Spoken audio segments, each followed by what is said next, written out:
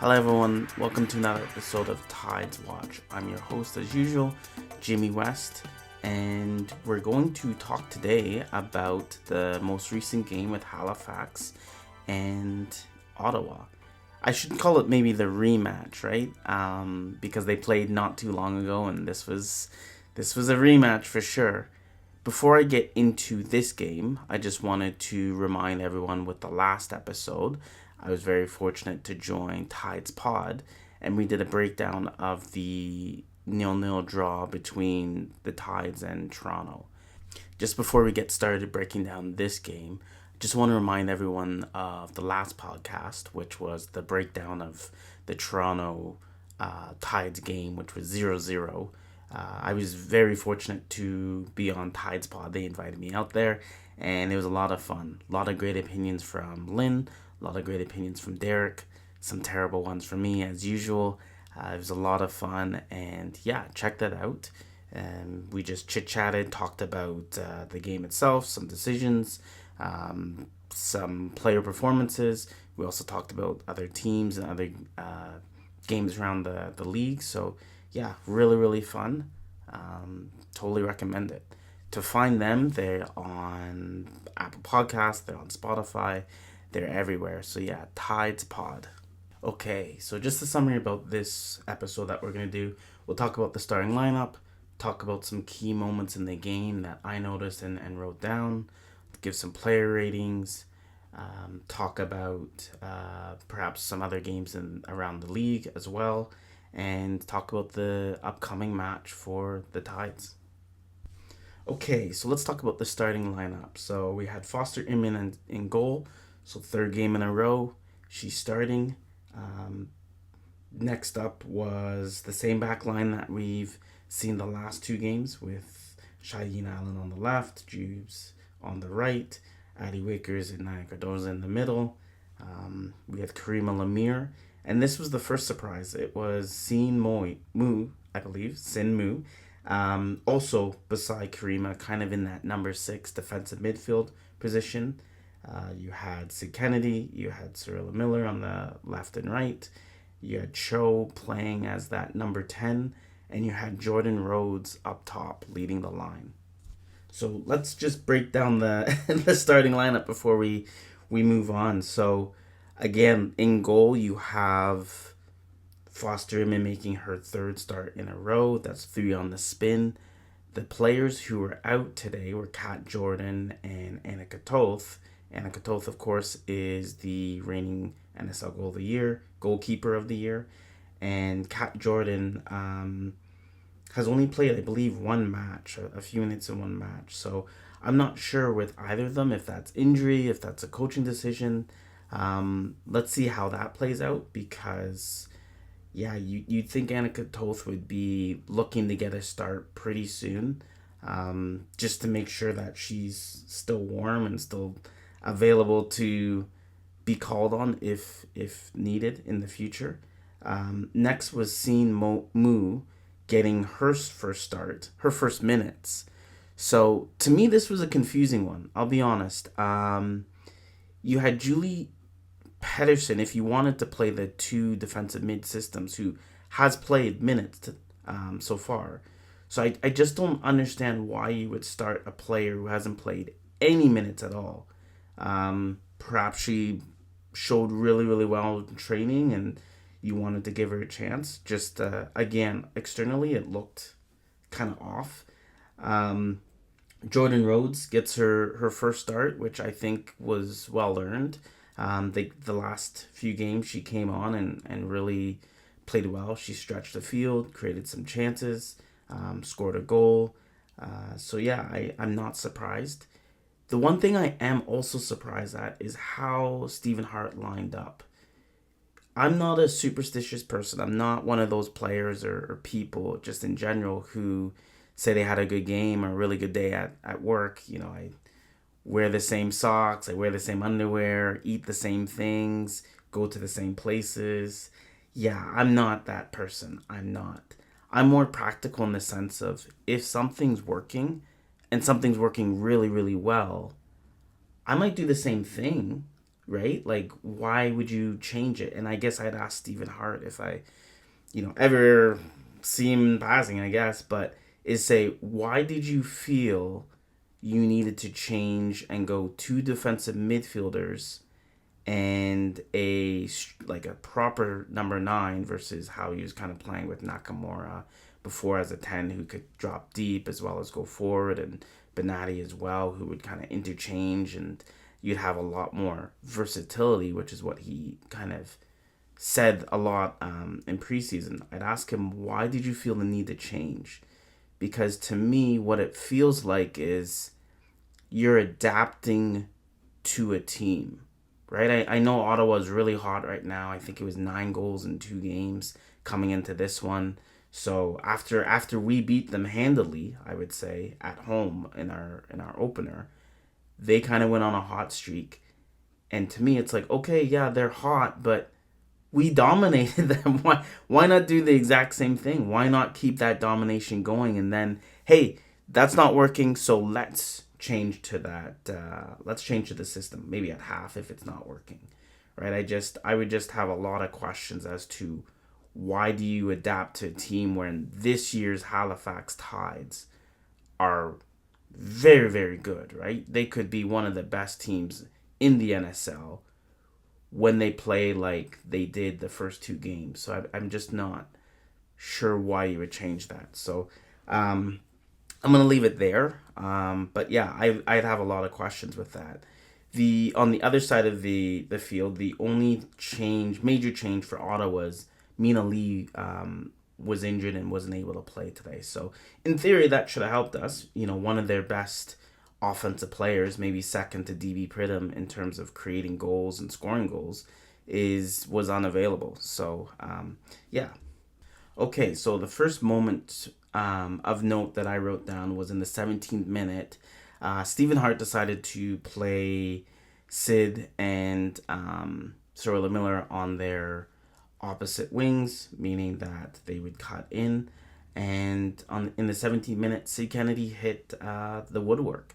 A really good ball outside. She cut in, was able to get some time and space to let off her shot, just a little high off the woodwork, which was a good single intent. Like, I would say the first 30 minutes, Halifax played really well. Like, Stephen Hart's able to get his players up and ready for games because they've in all 3 of their matches, they played really, really well in the first, call it 20-30 minutes of the match.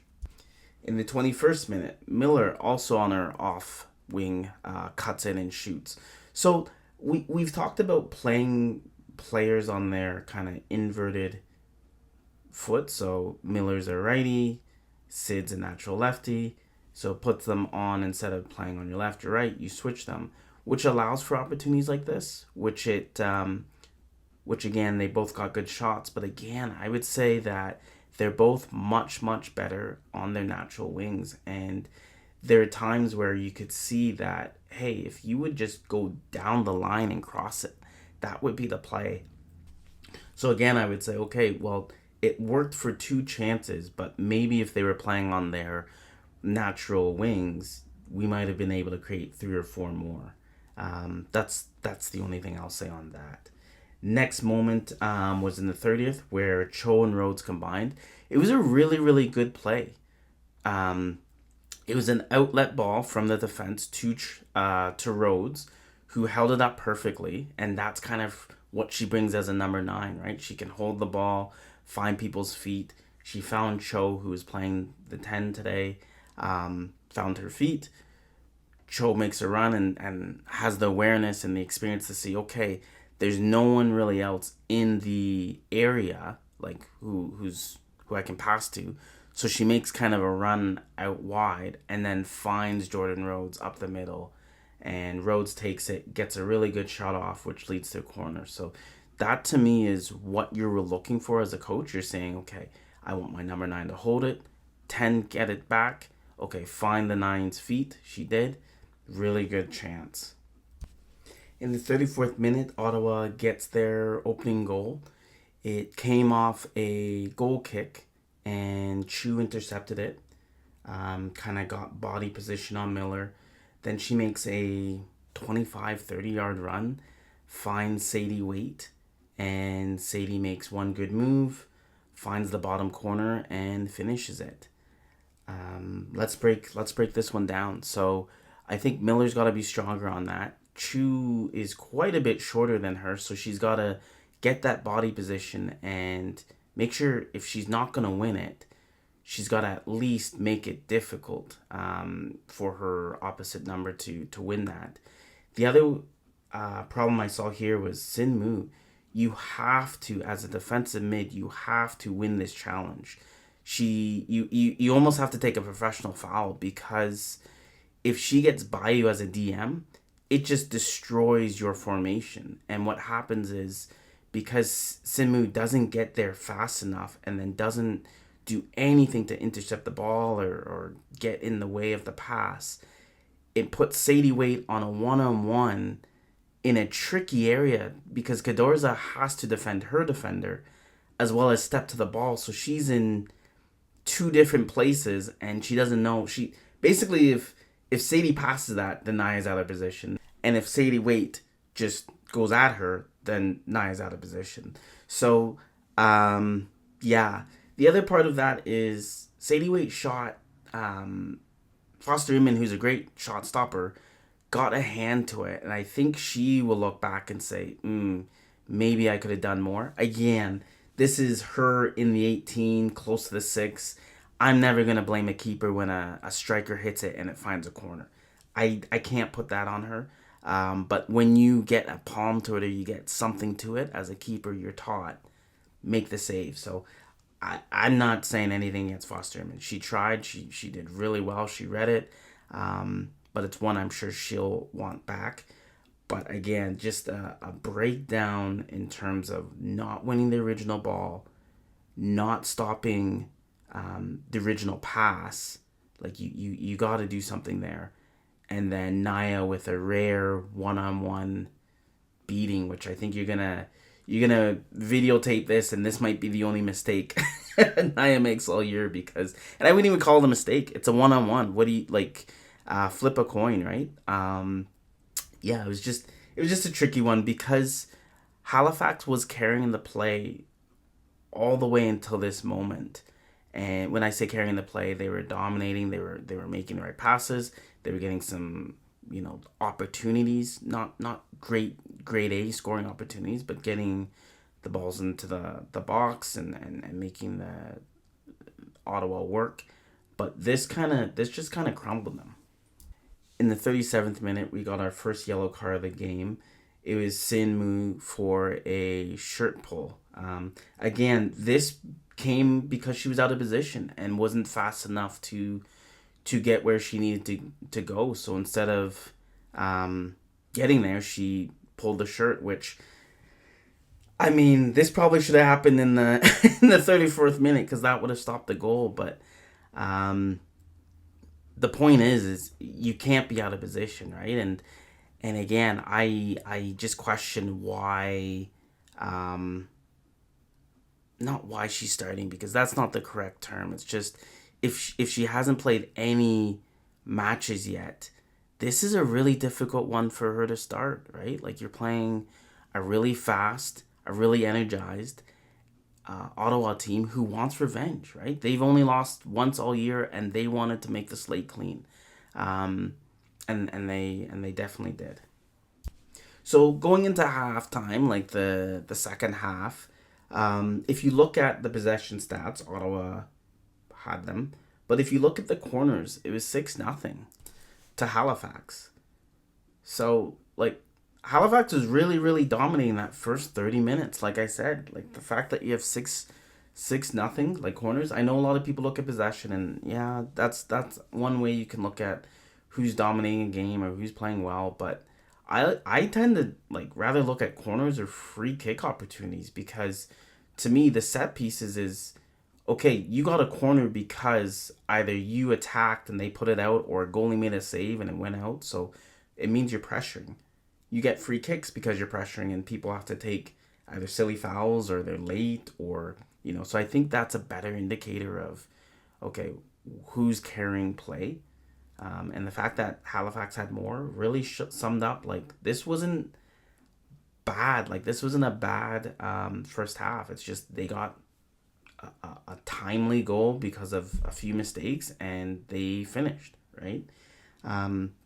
But towards the end of the half, I would say the last 15 minutes, Halifax looked dead. And the issue is Stephen Hart wanted high press, which is fine, which is one way to do it. But what happens is you get tired. Nobody's a robot, right? We're all human, and you get tired. And what happens is you're late to pressing. You're a step in the wrong direction, or you get out of position, and then that's where you open up and get carved out with passes. And that's what happened here. That's what happened at the end of the first half. So in my mind, I'm thinking, okay, let's get some changes here, right? Hart said, okay, we want to try to sit deep, we want to do this, we want high pressure, we want to do these things. It's not working. The last part of that half, it clearly wasn't working. Let's go back to Nakamura. Let's go back to Benatti. Let's make a few changes. We don't need to have two defensive midfielders because we're down now. We need to try to win the game. If we stay with two defensive midfielders, you're not really looking to win. You're kind of looking to defend, which is kind of opposite what you want. And then I see that there's zero changes at halftime, and I'm just thinking, oh boy, that's not what you want. We fast forward to the 57th minute.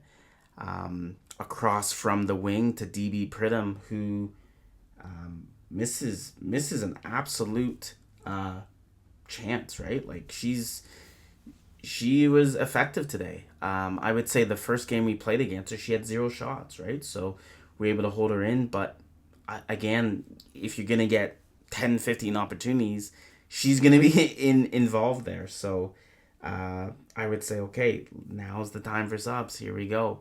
Fast forward to the 62nd minute. We get some subs. But again, it's Sid Kennedy off for Tiffany Cameron. And then Sin Mu off for Julie Pedersen. So to me, I'm thinking, okay, well, if he's going to make subs, you're going to be more attacking minded, right? We're kind of getting dominated right now. Let's look at changing the tides, excuse the pun, but let's go on the front foot, right? Now's the time. I think Ottawa's a team, and the reason why they're doing so well is because they're usually on the front press, like on the front foot. Because we were sitting deep, what it allowed was their backs to move forward. So you had Chu moving forward, and she's really good offensively, kind of like Jubes and Allen for us, right? Moving forward. Jalissa Harris, who I think is the best defender, also the best ball-playing defender. She can pick out players like a center midfielder, but from way deep. And you have Olivia Scott, who I think is a very, very good player as well. Everyone just kind of moved forward up the pitch, and now you're hemmed in. And I'm thinking, how we beat Ottawa last game was we didn't sit back. We attacked. And because you're attacking, an attacking team doesn't like to be attacked. It's simple math, right? Is if I'm putting everyone forward, but you're putting everyone forward, now I have to defend, right? And I just feel like that didn't that was a missed opportunity to change attack. In the 63rd minute, we had another yellow card for Cheyenne Allen for stopping the restart. I think this was just a more frustration yellow. It's one of those things where you're like, they can throw it in. You don't need to put your hand up to block it. Just let them throw it in and get back in position, right? So I think it was a little bit of frustration. Fast forward to the 66th minute. Penalty shout for Ottawa. Naya Cadorza with a tackle on DB Pridham. It was not given. I don't think I'd give that. I mean, DB was pretty upset. She thought she should have had a penalty shot. I think Naya got ball first and then went through DB. Like, that's a tough one to say that's a penalty shot because she gets all ball. She really does. But then goes through DB to get it. So I can see from their perspective, but for me, I would not give that a penalty. I think that was the right call on the pitch. Fast forward to the 69th minute, Lemire comes off, Karima Lemire for Nakamura. To me, it's a little late now. Now you're talking about 20 minutes when this probably should have been done at half, right? So, um, next moment that I wrote down was in the 72nd minute. Foster Inman comes out for the ball off a free kick, misses it, but thankfully Jordan Rhodes clears it. This was a rare kind of slip up for Foster Inman, who had two really good games, who's really very good at saving the ball and usually very good at coming out, and when she does, she claims it. So everyone makes mistakes, so I'm not going to say anything, but this one, I'm just glad that the players around her were alert and said, okay, it went over her head, I'm gonna clear it. Next moment is the 74th, where Jubes gets a yellow card, and this one was for kicking the ball away. Again, another frustrating yellow, and I think that was a theme. I think that was the theme for the second half, was just frustrating for the fans watching it, frustrating for the players, because they just couldn't get out of their own half, and then they felt like some decisions were going against them, and they just weren't creating any opportunities. So it just felt like a matter of time until Ottawa scored, which fast forward to the 76th minute, DB Prida misses an absolute sitter, and by sitter I mean like a wide open net, and that to me was a warning shot. It's just like, okay, if you're gonna give the reigning Golden Boot winner chances like this could be scary. And 1 minute later, a good shot on net. Foster Inman unfortunately couldn't hold it, and Chu finishes it. This was one of those rare occasions where Raleigh Foster Inman didn't hold the ball, right? She's very good at making the initial saves and usually has vacuum gloves, but again, you can't falter. Really good shot, and Chu followed her rebound, so she was first on the scene. But yeah, this put us down 2-0.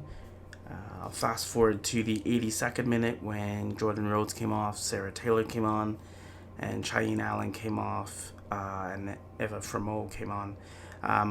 This was Fremeau's first playing time of the season. I know she played a lot last year, so it'll be interesting to see where she ends up in the mix. I don't think Allen had a bad game by any means, but it just wasn't up to her usual standards that we saw in the first two games. So I think Stephen Hart was just looking to see, okay, let's get Eva some game time and see what she looks like.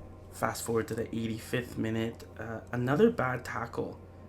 This one was on Jubes, and Ottawa seems to have this in their bag, whether it was Chu last game had a really bad tackle on Sorella Miller, and this one was a really bad one on Jubes, and yeah, just late, not necessary. The game's pretty much wrapped up. You're in the 85th minute. Yeah, just don't like that. And then the last play I'll mention was the 87th minute. Eva Fremeau gets a yellow card for kicking the ball away, with just frustration again. And to me, that's, again, the name of the game. This game should be called frustrating because the players are showing it. The fans, I'm sure, thankfully it was a home game, but we're frustrated as well. I've spoken to quite a few people, and it just wasn't their best effort. All right, quickly, I'm just going to run down a few individual performances. I'll start with the starters. Cheyenne Allen, I thought she had a okay game. There was a few times where she did get beat. She took that kind of frustrating yellow where she puts her hand up to stop the restart of a fast throw-in.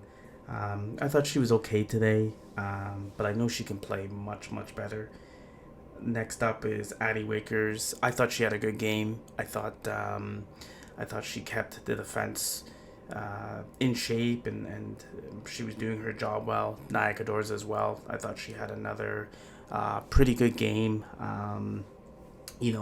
Kept DB Pridham pretty quiet. I think DB only got one shot on net. So again, that's pretty impressive to keep arguably still the most dangerous player in the league kind of quiet.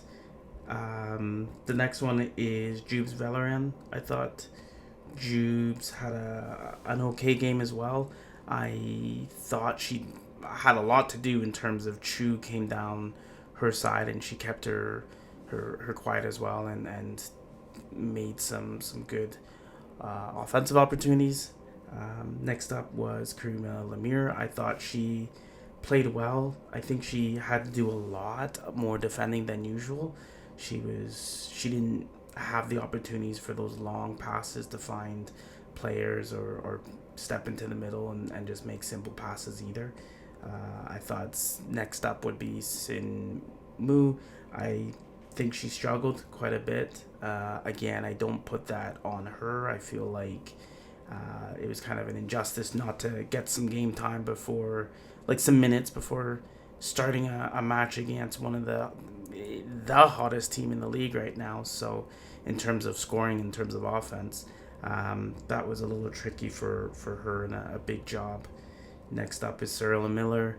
Again, she played pretty well in the first half, but kind of became invisible in the second half.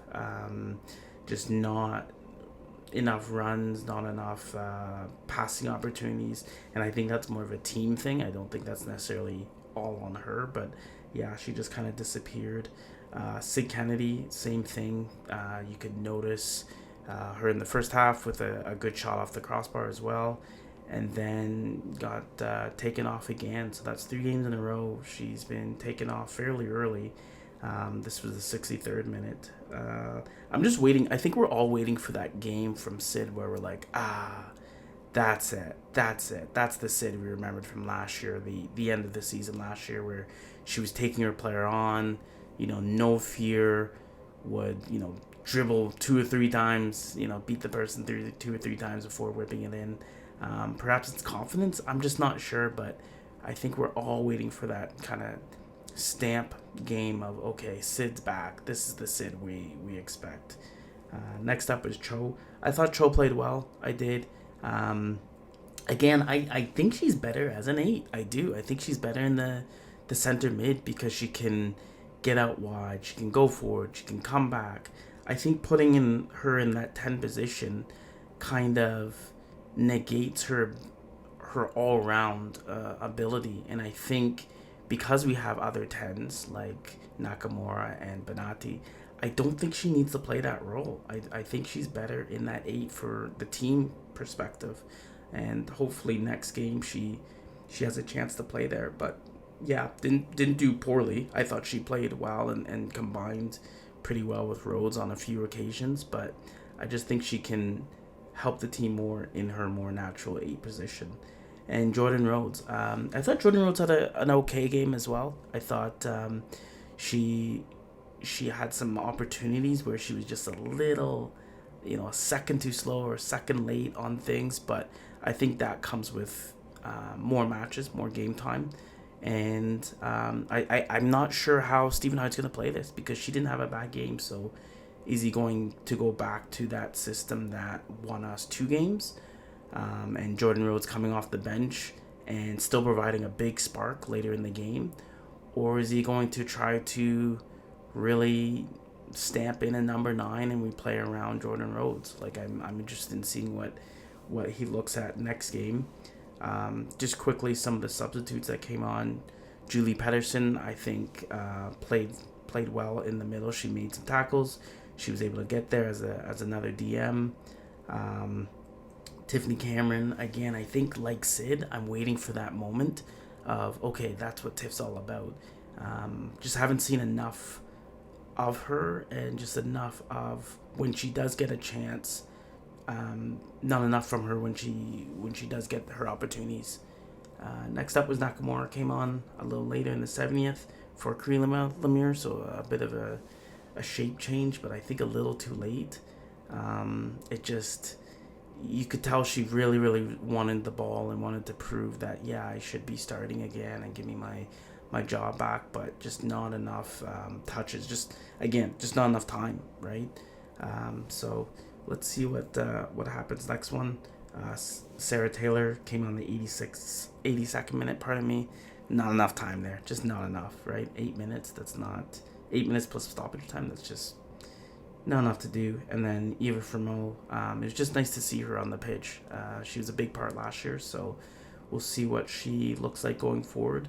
And picks up her almost customary yellow card with only 8 minutes plus stoppage time. So, yeah, no, that's the player ratings. In summary, all I'm gonna say is that this was the first game that looked like last year, right? This was the first game where I was genuinely concerned, thinking to myself, oh boy. But let's look at it in a kind of a full picture. They played 3 games. They've won, tied, and lost. But the win was very dominant against Ottawa, who got their revenge today. The draw was against arguably the best team on paper in the league, and the loss was purely just, in my opinion, just not setting up properly as a team and getting the tactics right. So I'm not hitting the panic button by any means. I'm not there yet. We're way ahead where we were expected to be, and we're playing really, really good football most days. So I'm just gonna chalk this one up as, maybe 10 games, 15 games, you look back and say, oh, do you remember that one loss that we had and we didn't play well? Oh yeah, but the other games we played really well, really well. So that's what I'm hoping this one's gonna be. So now I'm gonna move on to some of the results around the league. So the first one I'll go to is the Toronto-Montreal game. I know a lot of people were looking at this because Montreal was top of the table at the time. Toronto, again, the reigning league champions, regular season champions. And this one lived up to the hype. It was back and forth.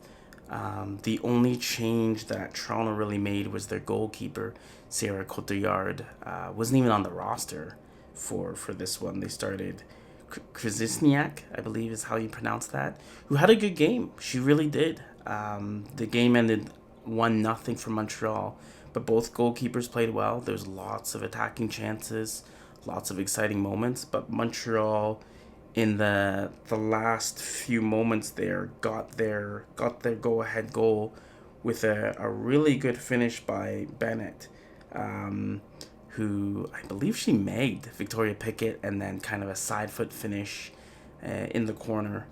Looked really, really good. I think a player that also looked good and is going to do really well, I feel, is Badu.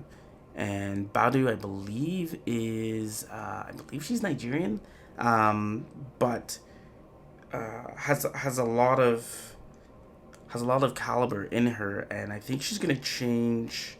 I think she's gonna change how Montreal sets up as well, because she looks really, really good, and she made the initial pass out to Bennett, who did the finish. And let's talk about Elise Bennett for a second, because I think she could be the next player we're looking at, especially as a striker, who could put their stamp on this league, right? She's big, strong, really good at laying off, and has a really good finish. So I think she's going to be one to watch, where teams are going to have to think about, okay, setting up to defend her, because she's on a really good hot streak here. The only other game that's been played since was Calgary-Montreal. And on paper, you're thinking, okay, Montreal is going to just blow them out the water, because Calgary just hasn't had a good start to the season. Montreal's been looking great, and the game ends up 2-2.